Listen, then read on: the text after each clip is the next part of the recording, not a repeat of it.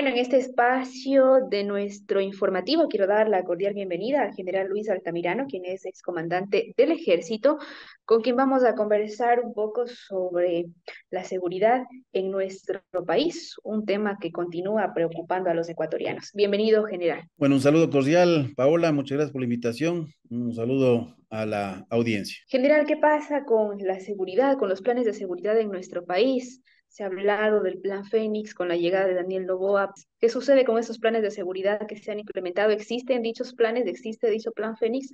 ¿Qué considera usted? Bueno, hablar del Plan Fénix, realmente siendo responsable no podría hacer ninguna apreciación en vista de que no conocemos más allá del nombre. Lo importante es que se tengan unas políticas públicas que tengan transparencia, que muestren de igual forma la posibilidad de tener resultados medibles en términos de metas, a fin de comparar el avance de aquello que se pretende lograr.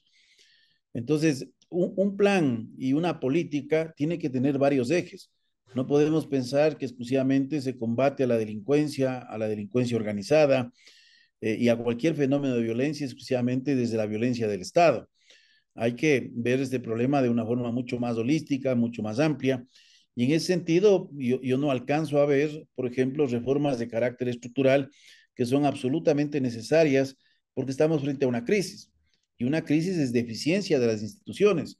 Pues también hay que trabajar en esas instituciones, institución de justicia, en la propia Policía Nacional, en procesos que puedan mejorar la capacidad de Fuerzas Armadas y de igual forma en el sistema de rehabilitación como nudos críticos inmediatos que podemos observar, conjuntamente con otros elementos de carácter estructural que tienen que acompañar a las operaciones y otros que son de mediano y largo plazo relacionados con la inclusión económica y social. Desde la llegada de Daniel Noboa, ¿qué cambios para bien o para mal ha tenido el país en temas de seguridad? Bueno, no se puede desconocer que la decisión política de reconocer la existencia de un conflicto armado interno, más allá de las discusiones que se puede tener en un ámbito de naturaleza académica, si se trata o no de un conflicto armado interno, yo creo que fue una decisión importante porque se recurrió a las herramientas jurídicas que tenía el país a buscar un empleo contundente de las Fuerzas Armadas frente a la violencia que a todas luces creció de forma desproporcionada.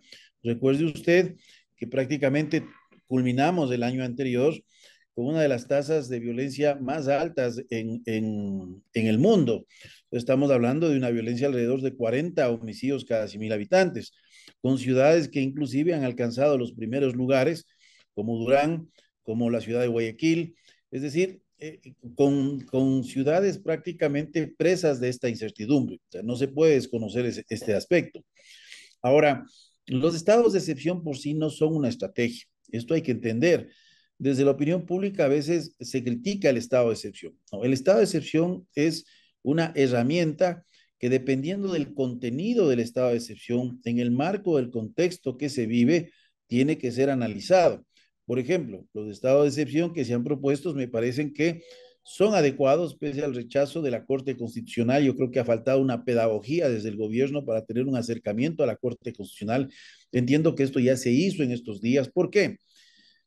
Porque a la final, más allá de que se declare la persistencia del conflicto armado interno, no existe un documento jurídico que asevere tal situación.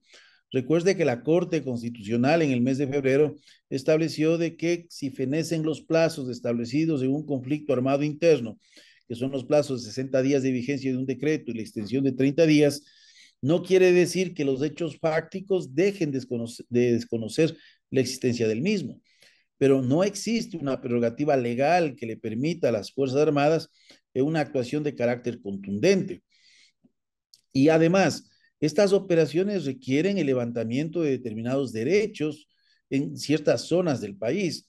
Hay una contracción de las organizaciones criminales a lo que se conoce como hábitats delictivos que están ligados a las rutas del narcotráfico. Y con esto tampoco se desconoce otros fenómenos de violencia que existen en el país, pero si solucionáramos el problema del narcotráfico desde la escala internacional va a tener efectos en el microtráfico, tendrá también efectos en otros problemas como la minería ilegal, el tráfico de personas, el contrabando, o sea, todos estos elementos están correlacionados porque estas organizaciones han extendido sus tentáculos a ampliar su cartera de servicios. Entonces, si es necesario que el trabajo de la Policía Nacional, de las Fuerzas Armadas, recurra necesariamente al ingreso de domicilios en estas zonas desestructuradas sin necesidad de recurrir a la orden de un juez, porque aquí viene también el problema, que hay una penetración muy severa en el sistema de justicia. Muchos operativos que se realizaban en el pasado tenían la propia alerta del sistema judicial.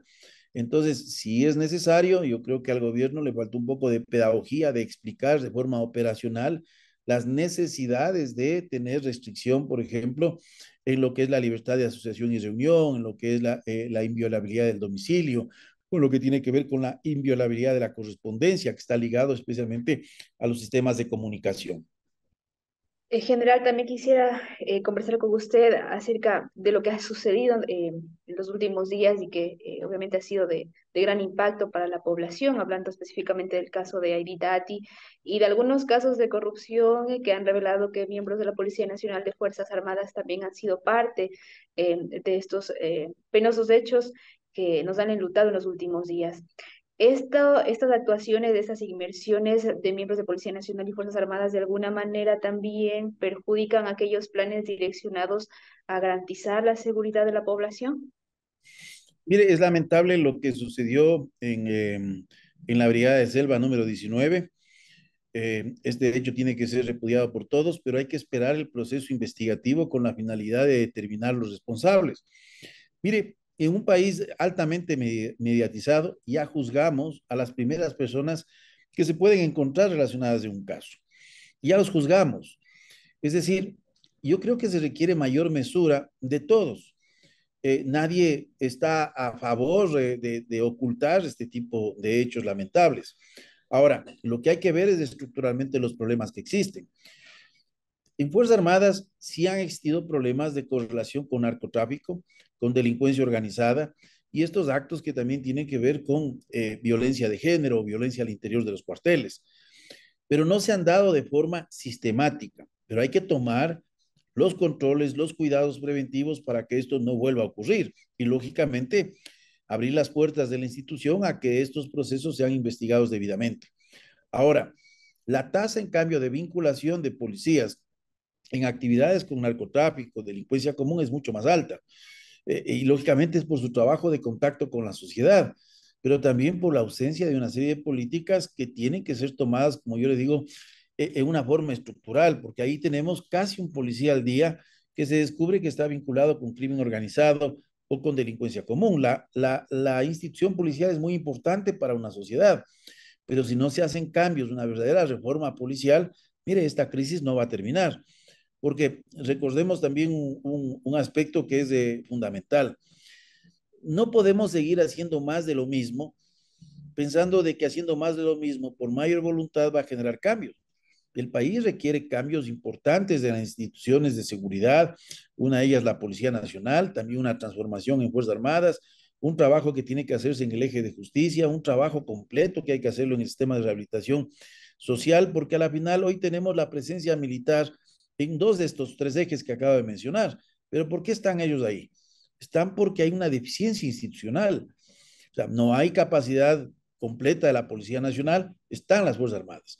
Pero esta capacidad de la Policía Nacional tampoco se recupera exclusivamente dotando de material y equipo o incrementando la cantidad de policías que se hizo de una forma, yo le digo, irresponsable en procesos de formación flash. No hay un cambio en el modelo de gestión. Y esto es importante en el eje de investigación, como lo hizo Colombia en el 91, como tiene Chile con una policía independiente de la Policía Nacional de Chile, que es Carabineros. Entonces, este tipo de cambios, este tipo de alternativas tienen que ser revisadas. Lo propio en el sistema de justicia. Si no hay un sistema de justicia que impida que se dé este ciclo de impunidad por un sistema de justicia que está sujeto a la corrupción y a la intimidación, estamos fregados.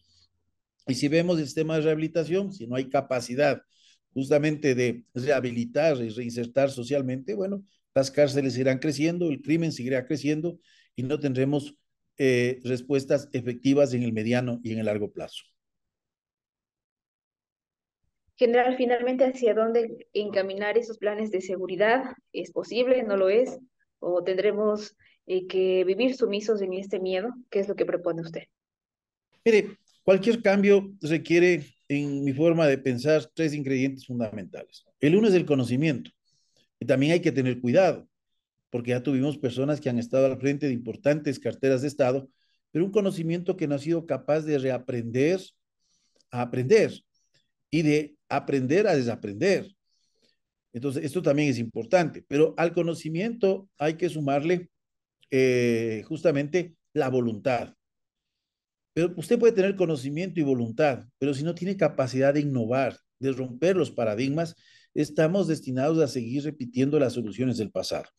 Y yo quiero aprovechar en este espacio para mencionarle, mire, yo publiqué recién este libro cuyo título es De la paz a la guerra, evolución del crimen organizado en el Ecuador desde los años 80.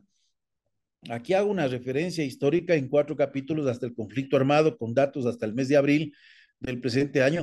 ¿Cómo llegamos acá? Entonces, si tenemos personas, le digo, que llegan a determinadas funciones sin conocimiento, ¿cómo esperamos generar cambios? Mire, yo le digo, yo he estado en la Comisión de Soberanía y Relaciones Internacionales de la Asamblea Nacional, no de este periodo, sino de anterior, y tuve la oportunidad de conocer gente que no conoce. O sea, yo no me atrevería a dirigir una junta de médicos porque no tengo el conocimiento. Entonces, uno tiene que medirse, porque eso también son parte de los elementos que generan esta improvisación. Vivimos del ensayo y error, del sentido común, que no, a veces el sentido común es el menos común de los sentidos. Entonces, sí, es preocupante. Hay que recoger también elementos desde la academia, de la sociedad civil.